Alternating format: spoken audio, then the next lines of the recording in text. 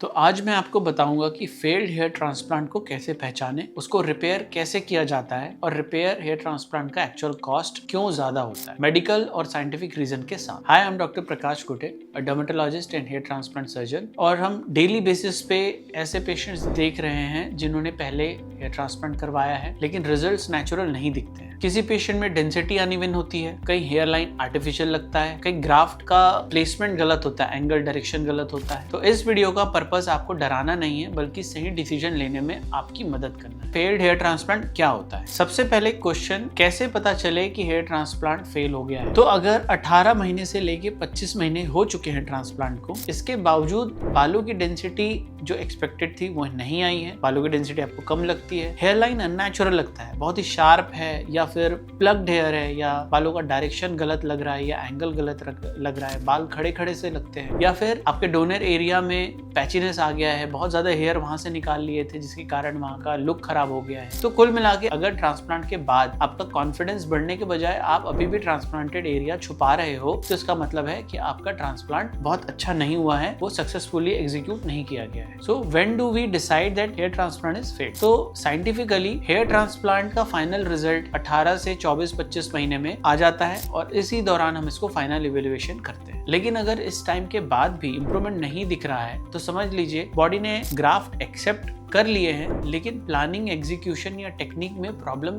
थी। सॉल्यूशन की बात करते हैं रिपेयर हेयर ट्रांसप्लांट। रिपेयर का मतलब है सिर्फ नया ग्राफ्ट लगाना नहीं बल्कि पहले की गलतियों को साइंटिफिकली करेक्ट भी करना। कई केसेस में हमें पुराने ग्राफ्ट को निकालना पड़ता है, उनको रीअलाइन करना होता है, करेक्ट एंगल और डायरेक्शन देना होता है, कभी कभी स्कार टिश्यू को भी ट्रीट करना होता है, और हेयर लाइन को एज, फेस स्ट्रक्चर और एथेनिसिटी के अकॉर्डिंग रीडिजाइन किया जाता है। So why repair hair transplant cost is higher? यहाँ एक इंपॉर्टेंट बात समझना जरूरी है। रिपेयर हेयर ट्रांसप्लांट का कॉस्ट नॉर्मल हेयर ट्रांसप्लांट से थोड़ा ज्यादा होता है। रीजन सिंपल है, ये एक फ्रेश प्रोसीजर नहीं है, ये एक करेक्शन सर्जरी होती है। इसमें डोनर एरिया मैनेजमेंट बहुत ही क्रिटिकल होता है। डोनर एरिया मैनेजमेंट के लिए बहुत ध्यान रखना पड़ता है। पहले से एक्सट्रैक्टेड ग्राफ्ट की वजह से डोनर एरिया ऑलरेडी लिमिटेड होता है, हर ग्राफ्ट को केयरफुली हैंडल करना होता है। एंगल, डेप्थ, डेंसिटी का margin of error almost zero होता है। अगर एडवांस जो ग्रेड्स होते हैं बॉल्डनेस के, जैसे ग्रेड 6 और 7, उसमें अगर फेलियर हुआ है तो ये रिपेयर और भी ज्यादा मुश्किल हो जाता है। कई एडवांस रिपेयर केसेस में सिर्फ scalp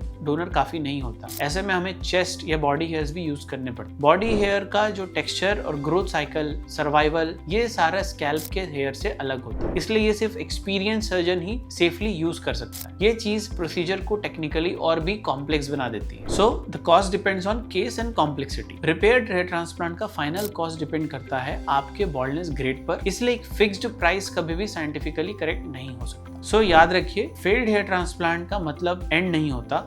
right planning, right surgeon और राइट टेक्निक के साथ आज भी नेचुरल अनडिटेक्टेबल रिजल्ट्स अचीव किया जा सकता है। सबसे जरूरी बात, डिले मत कीजिए और इमोशनल डिसीजन मत लीजिए। अगर आप कंफ्यूज हैं कि आपका हेयर ट्रांसप्लांट सक्सेसफुल है या नहीं, या आप रिपेयर के बारे में साइंटिफिकली करेक्ट गाइडेंस चाहते हैं, तो प्रॉपर कंसल्टेशन लीजिए, स्कैल्प एनालिसिस करवाइए और तभी नेक्स्ट स्टेप के बारे में डिसाइड करिए। वीडियो हेल्पफुल लगा हो तो लाइक जरूर कीजिए, शेयर जरूर कीजिए, और ऐसे ही honest medical based hair restoration content के लिए चैनल को सब्सक्राइब जरूर करें।